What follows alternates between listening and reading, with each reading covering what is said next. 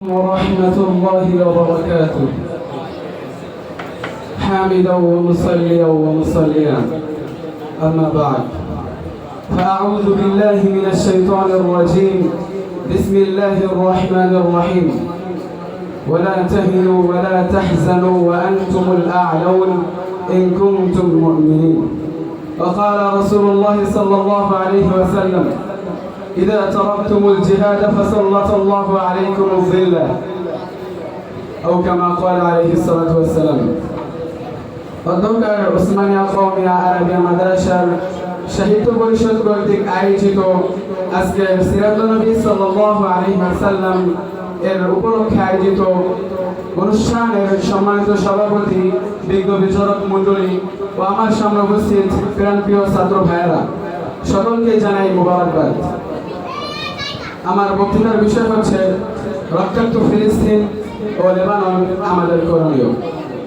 প্রিয় উপস্থিতি, রক্ত চলছে আজ পৃথিবীর প্রতিটি স্তরে স্তরে, পৃথিবীর প্রতিটি সীমান্তে সীমান্তে আজ মুসলমানের রক্তে লাল হচ্ছে, রক্তের বন্যা বইছে গুজরাটে, রক্তের সাগরে ভাসছে ফিলিস্তিনের মুসলমান। ট্যাঙ্কের গোলার আঘাতে একের পর এক শহীদ হচ্ছে আজ লেবাননের মুসলমান। রক্তের স্নাত জনপদগুলো থেকে বেশি আসছে। আল্লাহ তাআলার কোরআনের আয়াত, রব্বানা আখরিজনা মিন হাযিহিল ক্বরিয়াতিল যালিমি আহলুহা, রব্বানা আখরিজনা মিন হাযিহিল ক্বরিয়াতিল যালিমি আহলুহা।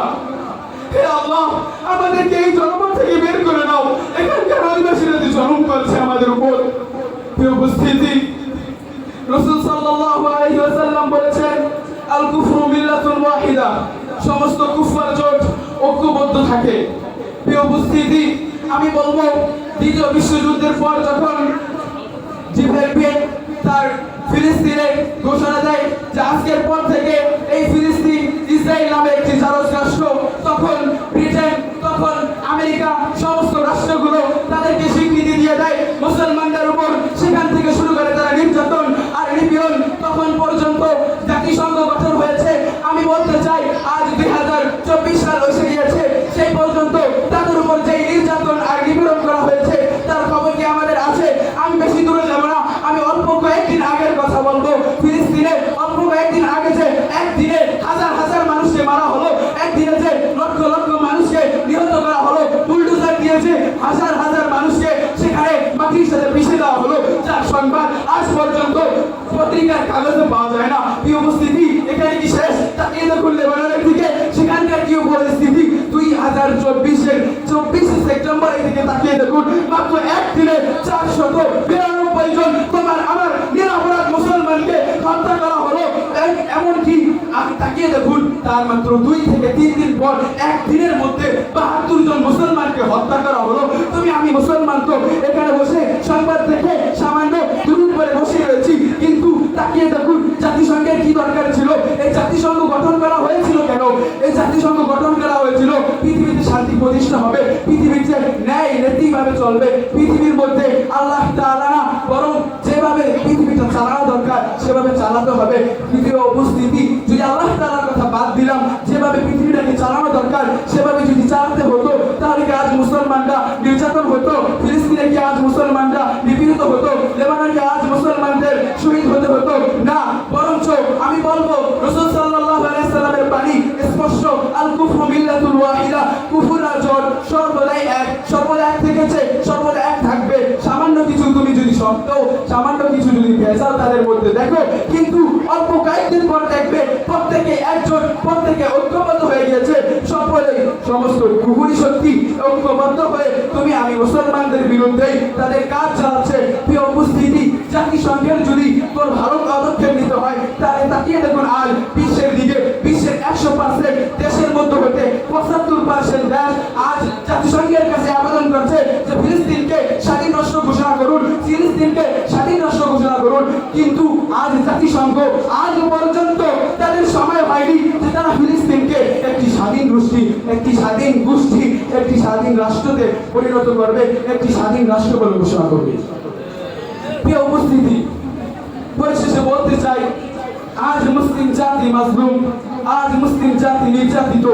এর থেকে যদি আমাদেরকে মুক্তি আনতে হয়, তাহলে এই জাতিসংঘ দিয়ে হবে না।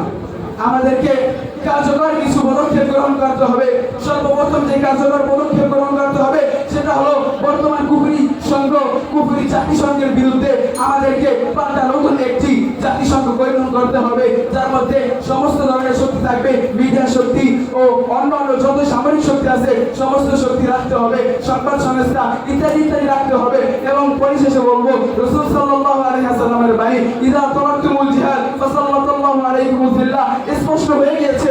আমরা জিহাদ ছেড়ে দিয়েছি, তাই আমাদের উপর এই লাঞ্ছনা চেপে বসেছে। তাই আমাদেরকে রাসূল সাল্লাল্লাহু আলাইহি ওয়াসাল্লামের পরবর্তী বাণী, হাত্তা তারজু ইলা দীনিকুম, অর্থাৎ তোমরা যখন দ্বীনের দিকে ফিরে আসবে, অর্থাৎ জিহাদকে নিয়ে আবার আল্লাহ তাআলার নামে ময়দানে নামবে, তখন তোমাদের বিজয় পুনরায় ফিরে আসবে। তাই সকলকে আমি আহ্বান জানাবো, প্রস্তুতি নিতে থাকুন। তাদেরকে ধ্বংস করার জন্য, নিঃশেষ করার জন্য আল্লাহ তাআলার বাণী আমাদেরকে ডাকে, ওয়া মা লাকুম লা তুকাতিলুনা ফি সাবিলিল্লাহ। রাসূল সাল্লাল্লাহু আলাইহি ওয়াসাল্লামের বাণী ডাকে আমাদেরকে, সেই মুসলমানদের বাণী ডাকে, প্রত্যেকে আমাদেরকে ডাকছে। তাই তুমি মুসলিম, আমি মুসলিম, ঐক্যবদ্ধ হও, নিজেদের ভেজালকে মিটিয়ে দাও। ওলামাদেরকেও বলবো, রাজনৈতিক যত দ্বন্দ্ব আছে প্রত্যেক দ্বন্দ্বকে নিঃশেষ করে ঐক্যবদ্ধ হয়ে একটি মুসলিম জাতিকে আবার ঐক্যবদ্ধ করে বিজয় আনার জন্য ময়দানে নেমে। পরিশেষে একটি গভীর ভাষায় বলতে চাই, যখন এসেছিলাম বিশ্বে আমরা বিজয়ের হাতা নিয়ে, তবুও শেষে ফিরতে হবে কি আমাদের মাজলুম হয়ে। তাই এগিয়ে আসো, জিহাদ করি, আল্লাহ তাআলাকে সন্তুষ্ট করি, বিজয় নিয়ে আসি।